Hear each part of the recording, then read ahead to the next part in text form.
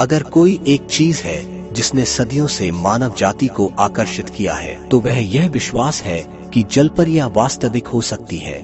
गोताखोरों से लेकर खोजकर्ताओं तक कई लोगों ने जलपरियों को अपनी आंखों से देखने का दावा किया है। वे कथित तौर पर इंसानों की तरह दिखते हैं, लेकिन उनके शरीर के निचले हिस्से एक बड़ी मछली की पूंछ है। क्या ऐसा सच में हो सकता है? ऐसा प्रतीत होता है कि जलपरियों की उत्पत्ति हजारों साल पहले हुई थी, लेकिन आज भी हमारे नजर में ये सच है।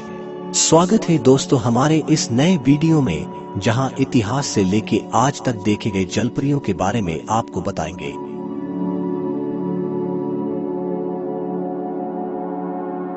जलपरी को देखना कोई ऐसी चीज नहीं है जो हाल ही में शुरू हुई हो। ऐसे दावे भी किए गए हैं जो दूसरी शताब्दी ईसा पूर्व तक के हैं। यूनानीकृत सीरियाई लेखक लुसियन ने अपने प्राकृतिक इतिहास 9.4.911 में जलपरियों के संभावित अस्तित्व का उल्लेख किया है।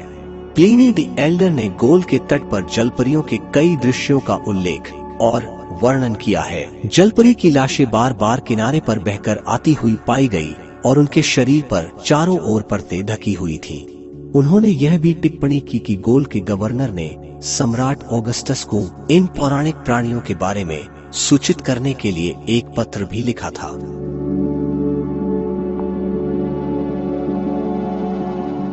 इतिहास के सबसे प्रसिद्ध और खूंखार समुद्री डाकुओं में से एक ने अपनी लॉगबुक में जलपरियों की संभावना का उल्लेख किया है। उन्होंने कई यात्राओं पर अपने दल को निर्देश दिया था कि वे कुछ चार्टेड जल से दूर रहे। उनको यकीन था कि समुद्र के उस इलाके में जलपरियां रहती है।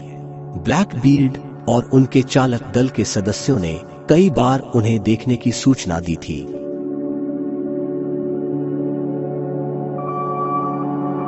कहा जाता है कि प्रसिद्ध खोजकर्ता कोलंबस ने 1493 में हिस्पानियोला के तट पर 3 जलपरियां या सायरन देखी थी।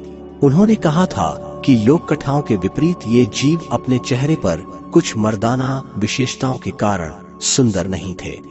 इतिहासकारों ने इन्हें मैनाटीज के संभावित देखे जाने के रूप में खारिज कर दिया है, लेकिन वास्तव में कोई नहीं जानता कि कोलंबस ने वास्तव में क्या देखा था।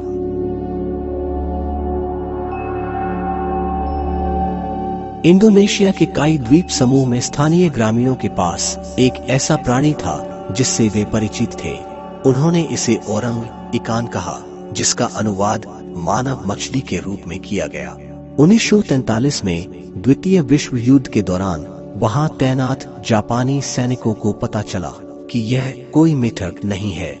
द्वीपों में 555 वर्ग मील क्षेत्र में तैनात इन सैनिकों के पास इन मानव मछली या जलपरियों के साथ मुठभेड़ के कई दावे थे। जापानी सैनिकों ने एक नहीं बल्कि कई अलग अलग दृश्यों को रिकॉर्ड किया और दावा किया कि उन सभी ने एक ही चीज देखी, एक उभयचर प्राणी जो जमीन की तुलना में ज्यादातर समुद्र में देखा जाता था। समुद्री जीव 150 सेंटीमीटर लंबे थे और उनकी रीढ़, कंधे और गर्दन पर कांटे थे। कहा जाता है कि उनकी त्वचा सैल्मन जैसी हल्की गुलाबी और मूंग कार्प जैसा होता है। एक पूंछ के बजाय उनके पास 2 मेंढक जैसे लंबे पंख और लंबी भुजाएं थी। ऐसा ही एक दृश्य तब हुआ जब सैनिकों की एक टुकड़ी द्वीप की इत्मीनान से खोज करने के बाद एक प्राकृतिक लैगून में आई। लैगून तब तक सामान्य लग रहा था जब तक उन्होंने पानी में कुछ हलचल नहीं देखी। अचानक एक ओरंग इकान पानी से बाहर निकलकर एक चट्टान पर कूद गया। वह मुड़ा, उसने सैनिकों का सामना किया और एक अजीब सी गड़गड़ाहट की आवाज निकाली। वहीं एक और जीव उनकी तरफ पानी में तैरता हुआ नजर आया। वे मित्रवत नहीं लग रहे थे और प्राणियों के इरादों को न जानते हुए सैनिकों ने उन पर गोलीबारी शुरू कर दी, लेकिन प्राणी बच गए और दृश्य से ओझल हो गए। श्री तारो नाम के एक सार्जेंट ने ग्रामीणों से अनुरोध किया कि यदि कोई औरंग इकान मृत या जीवित पकड़ा जाए तो उन्हें लूचित करें। सैनिकों ने तुरंत ही जनरल को बुलाया, जिसने इन प्राणियों को अपनी आंखों से भी देखा। श्री तारो ने युद्ध के बाद वैज्ञानिक समुदाय को शामिल करने की पूरी कोशिश की, लेकिन दुर्भाग्य से ऐसा नहीं हुआ।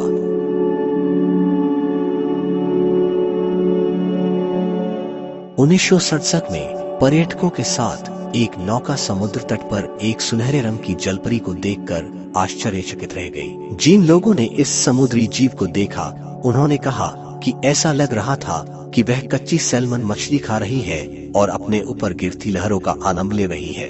उसी सप्ताह एक ऐसी ही जलपरी स्पोर्टिंग घटना की सूचना मिली थी। हालांकि बहुत से लोगों को विश्वास नहीं हुआ कि यह वास्तविक था। अंडर सी गार्डन के चार्ल्स वाइट उसके अस्तित्व को साबित करने के लिए बेताब थे और उन्होंने जलपरी को पकड़ने के लिए $25,000 का इनाम देने की पेशकश की, लेकिन कोई भी जलपरी को पकड़ने या ढूंढने में सक्षम नहीं था और जैसे जैसे समय बीतता गया, कहानी खत्म हो गई।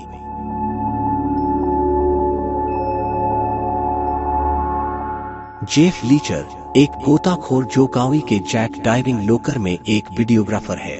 उनका दावा है कि उन्होंने न केवल देखा बल्कि एक जलपरी के साथ संक्षिप्त संपर्क में आया। वह कावी के तट से 20 मिनट दूर था जब उसने देखा कि केवल 10 फीट की दूरी पर एक महिला दिख रही थी जो डॉल्फिन की एक प्रजाति के साथ तैर रही थी और उनकी तेज गति के साथ तैर रही थी, जिसे लिचर ने स्पष्ट रूप से अजीब समझा। वह अचानक अपनी फिशटेल दिखाते हुए हवा में उछल पड़ी।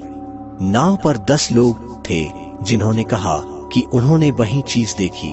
पानी में गायब होने से पहले वे उसे केवल 2 बार कूदते हुए देख पाए थे। लीचर ने सोचा कि बस इतना ही और उसने समुद्री जीवन की कुछ तस्वीरें लेने के लिए पानी में गोता लगाया। शायद उसे उम्मीद थी कि वह जलपरी को भी पकड़ लेगा। 1 घंटे बाद वही जलपरी तैरते हुए उससे टकरा गई। लीचर ने तुरंत तस्वीरें खींची और जब वह उनके ऊपर से तैर रही थी तो वह उसे एक तस्वीर में कैद करने में सफल रहा। इन छवियों को 3 हाई प्रोफाइल फोटोग्राफी प्रयोगशालाओं में प्रस्तुत किया गया था, जिन्होंने उनका विश्लेषण किया और कहा कि छवियां वास्तविक थी और उनके साथ कोई छेड़छाड़ नहीं की गई थी।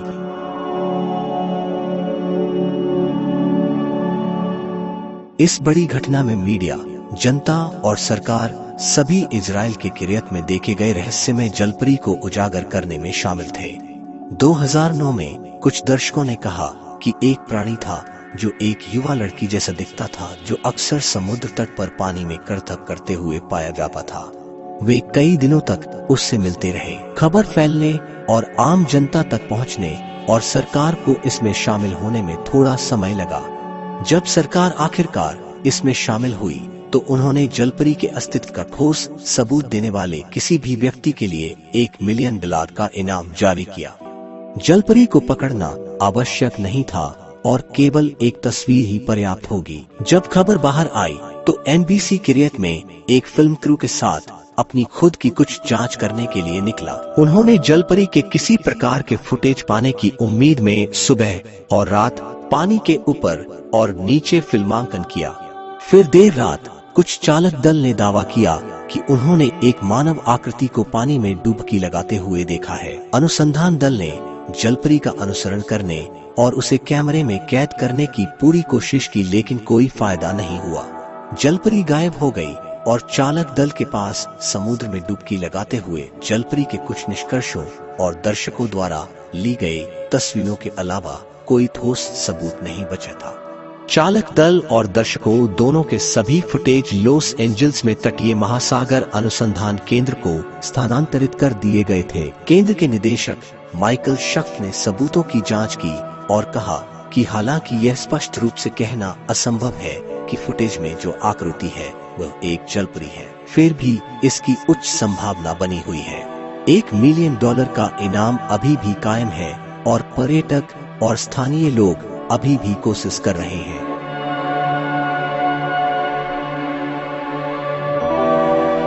– 2012 में जिम्बाब्वे बांध कर्मचारी स्थानीय कृषि के लिए एक पानी पंप स्थापित करने की कोशिश कर रहे थे। जब पंप अवरुद्ध हो गए तो स्थानीय श्रमिकों और गोताखोरों को यह देखने के लिए काम पर रखा गया कि इन पाइपों को क्या अवरुद्ध कर रहा है। इन पाइपों की जांच करने और फिर से सतह पर आने के लिए डूबने के बाद इन स्थानीय गोताखोरों और श्रमिकों ने कसम खाई कि वे फिर कभी उस पानी में नहीं लौटेंगे, क्योंकि उन्होंने एक जलपरी देखी थी। लेकिन सरकार को गहराई में जलपरी देखने के मजदूरों और उनके दावों पर यकीन नहीं हुआ इसलिए उन्होंने बाहर से गोताखोरों और बांध मजदूरों को काम पर रखा। लेकिन इन नए लोगों ने वही चीज देखने की सूचना दी और मरम्मत पूरी करने के लिए वहां वापस जाने से इनकार कर दिया। बात सिर्फ बांध और उसके कर्मचारियों की नहीं है। उस देश के लोगों को जलपरियों के अस्तित्व के बारे में कोई संदेह नहीं था और कई लोगों ने दावा किया है कि उन्होंने इसके सबूत देखे हैं और यहाँ तक कि खुद जलपरियां भी देखी है। ऐसी कई सारे दावा किए गए हैं जो जलपरियों की अस्तित्व को जाहिर करते हैं। कई सारे लोग ऐसे भी हैं जो इन सब को सिर्फ एक कहानी समझते हैं। असलियत जो भी हो, लेकिन हम ये तो जरूर कह सकते हैं कि अभी तक ऐसी कई सारे राज हैं जो शायद हमारे समझ से बेहद आगे हैं।